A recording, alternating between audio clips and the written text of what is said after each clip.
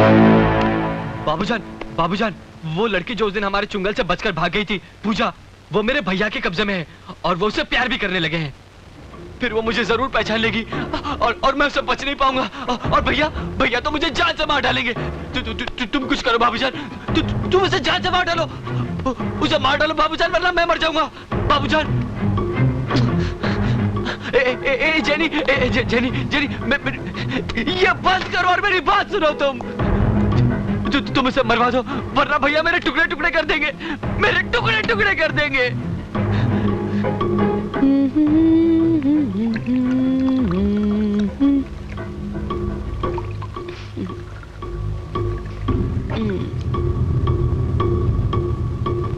बाबूजान, याद रख,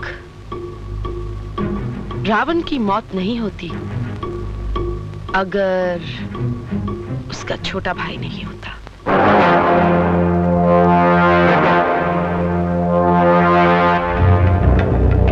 पूजा कहाँ है? हाँ, मैं जानता हूँ, भैया ने उसे कहाँ रखा है।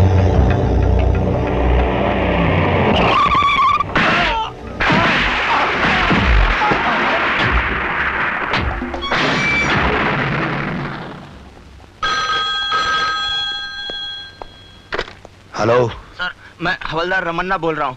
कुछ गुंडों ने उस घर पर हमला कर दिया है जहाँ आपने पूजा जी को रखा है। आप जल्दी आ जाइए।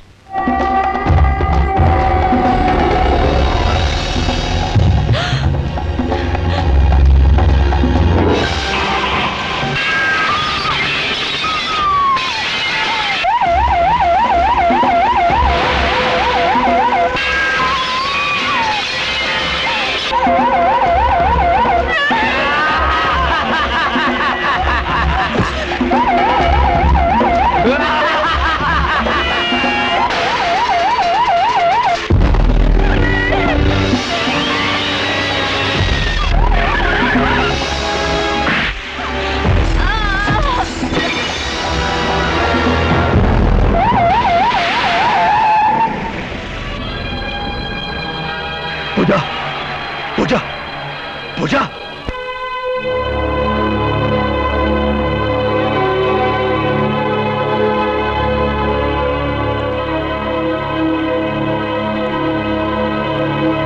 इंस्पेक्टर सिद्धांत, ऑपरेशन कामयाब हो गया, लेकिन सर पर गहरा जख्म लगने से उनकी आंखों की रोशनी चली गई।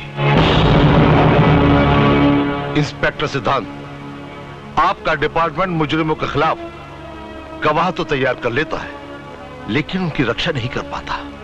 मैंने उसके लिए 2 कार्ड दिए थे डॉक्टर। वो गुंडों को नहीं रोक पाए तो गलती उनकी थी या आपके डिपार्टमेंट की? और फिर सजा किसको मिली? किसको मिली सजा? चूंकि पूजा स्टेज की आर्टिस्ट थी, इसलिए पहले से मैं उसको जानता था। माँ बाप तो है नहीं, पहले से उसकी जिंदगी वीरान थी, अब तो उसकी जिंदगी में अंधेरा ही छा गया। कुछ लोग उसके अंधेपन का फायदा उठाने की कोशिश करेंगे और दुश्मन तो उसे मार ही डालेगा। फिर आगे उसकी बर्बादी का जिम्मेदार कौन होगा? किसी के भी जिम्मेदार होने का कोई सवाल ही पैदा नहीं होता, इसलिए कि वो बर्बाद ही नहीं होगी। मैं उससे शादी करूंगा।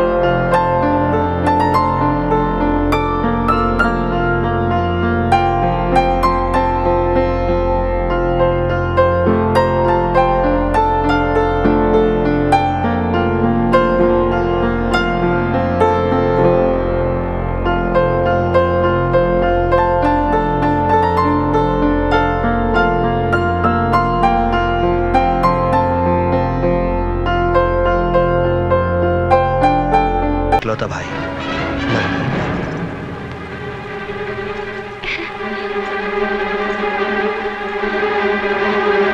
कितने भोले भाले लगते हैं। अरे सिद्धांत कहाँ है? यहाँ आओ बाबूजी। आओ बेटे आओ। बैठो। सिद्धांत, मैं सोचता हूँ कि कुछ दिनों के लिए बहू को लेके तुम किसी अच्छी जगह पे चले जाओ।